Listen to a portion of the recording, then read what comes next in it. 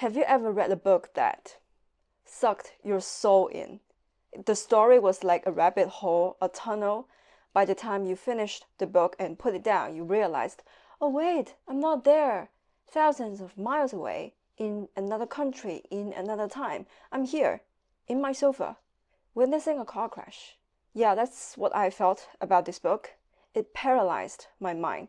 It has been 9 days since I finished it, but the story is still haunting me.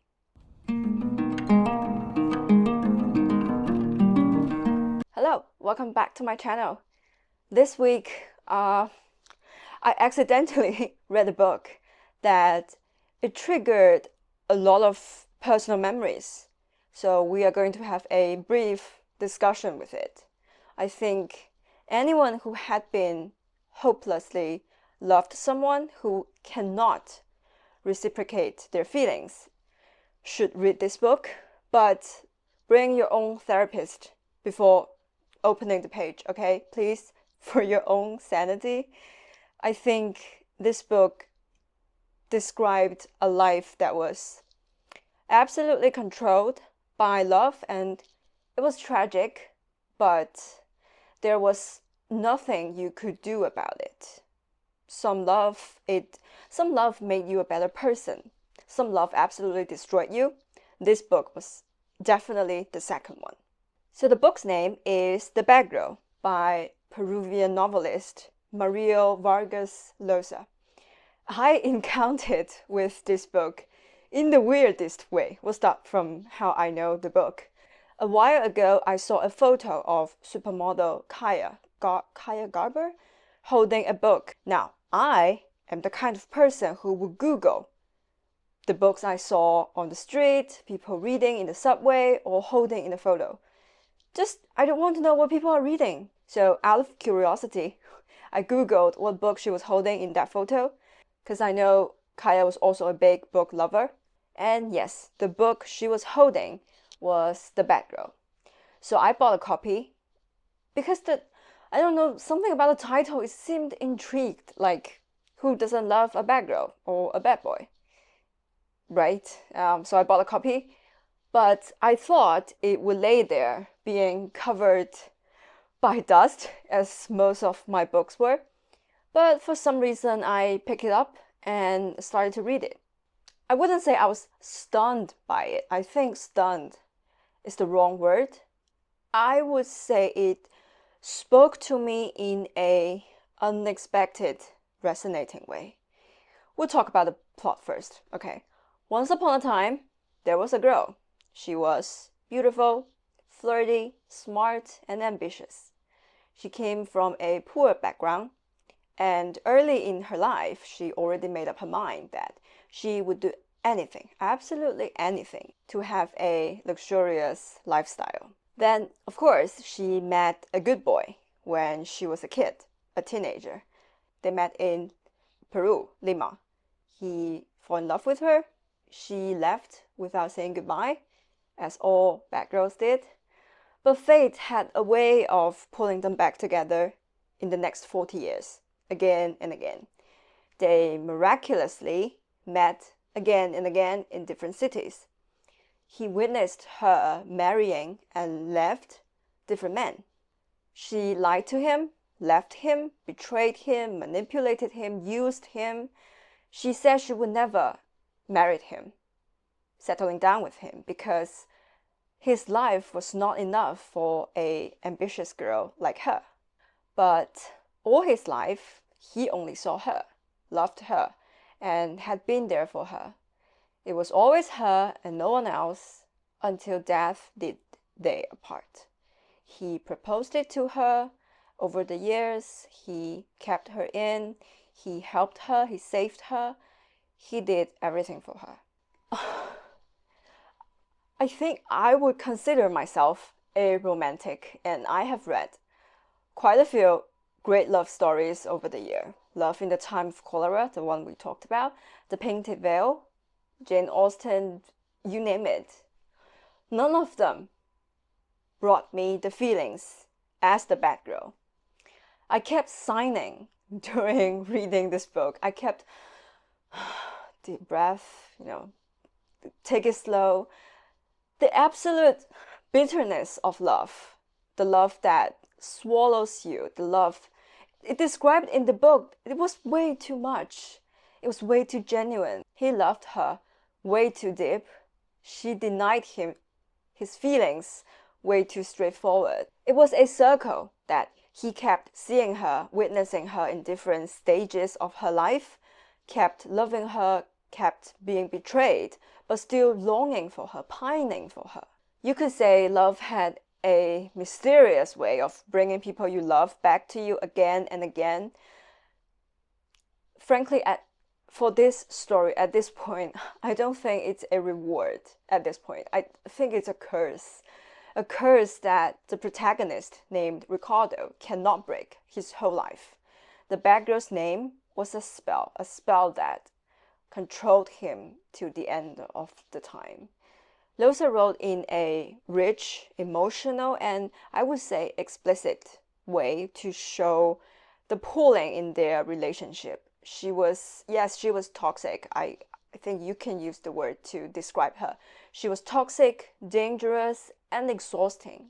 It was always about her. She had the most power over him in this love. Even when it comes to sex, all he could do was obeying her. The only time Ricardo turned her down, avoiding her call for a year, telling himself that it's time for me to get out of this trap made by the bad girl, he eventually failed as well, because when she apologized and showed him how fragile and damaged she was, he immediately forgave her. But you cannot blame him, because this whole thing, it was a car crash that no one could have stopped. I think for anyone who loved someone, who experienced the density of love and craving, who knew what it felt like giving yourself away for the person you love, that you were pining for, you feel this book, you will understand the feeling. As Llosa himself said in an interview, The Bad Girl was an experiment about modern love, about something much more realistic than the romance written in classical literature. It painted a picture of the fundamental relationship we keep as human beings. When you love someone in that way, it felt like a maze that you would never leave. When I was a teenager, I would think, oh, this is the most romantic way life could be. But now I think, you know what? Maybe it's the best that we don't get to experience that kind of crazy love in real life, because it would eat you alive. What we talked about above was from Ricardo's angle, as the book was written in his memory, in his words.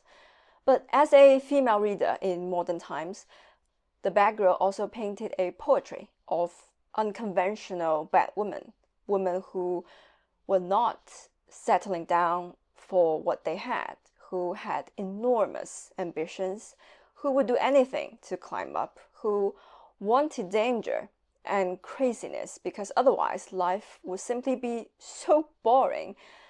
I find that image quite refreshing.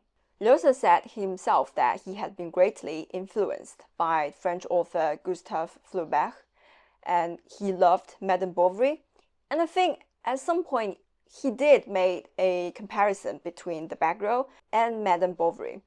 But he put his protagonist in a much more modern and complicated world, a world closer to us, closer to modern society. The bad girl nowadays doesn't want love or marriage. She wants fame, financial security, and the feeling of excitement. She wanted to hunt and be hunt like a man. And from that aspect, the book gave me, at least, a very different portrait of women, and I applaud to it. Other than the theme of love, The Bad Girl discussed some very interesting philosophical ideas. Ricardo had two life goals: to be with the bad girl and to live in Paris. He worked as an interpreter for the United Nations. His job and his life living in European as a Peruvian created an identity crisis. Although he eventually got what he wanted, he lost himself somehow during the process. He witnessed the military clash in Peru, the political movements in Paris, the class solidification, and the LGBTQ movement in England. As a book review from the New York Times said, less welcome is the anxiety his job inspires about his identity. Paris in the 1960s, the culture in which Llosa came of intellectual age, witnessed the popularization of existential philosophy. And Ricardo judges himself not only deracinated, a perpetual foreigner, but also lacking in substance. He is trapped in the moment of translating one person's language into others, of being present without being present, of existing but not existing. It gave great details about the author's life in Europe and how lost he was as a human being, as a foreigner in another country. Ricardo himself said he would never be a Peruvian again, but he couldn't be a French either, even though he got a French passport. All his life, he was a person from nowhere and to nowhere. And that's why at the end of this story, the bad girl told him, you know what, stop lying to yourself. You always wanted to be a writer. That's why you became a translator. No matter how much you hated me or loved me, at least what I brought you was the idea of a novel. So write it down so I could be with you your entire life, spiritually. And from that aspect, the bad girl tried to tell something above and beyond from the theme of love. It didn't change its fundamental color. It's a love story that lingers in your mind for days after you read it. It tortures you. It tortures me because their weight of love was almost too much to bear, even for a reader. But I would say it's definitely a story worth of reading. At this point, I'm not even sure if I should be glad that some of us could dodge this bullet of love. It's been a while since I finished it and I couldn't move on. That's how powerful the story was. I kept thinking about it. And that's all for today's video. Thank you for spending time with me. I haven't decided what to do next week. I'm currently reading a short story collection from Shirley Jackson. Absolutely loved it. Maybe we should do a video about it. We'll see. But I haven't decided yet. Because frankly, I haven't moved on from The Bad Girl. One night, I dreamed about it. The book. I was there in Paris, witnessing their tragic love. I woke up crying for some reason. Hope you liked the video, and if you want to, you could try read the book. Hope you have fun. Thank you for spending time with me again. See you next week.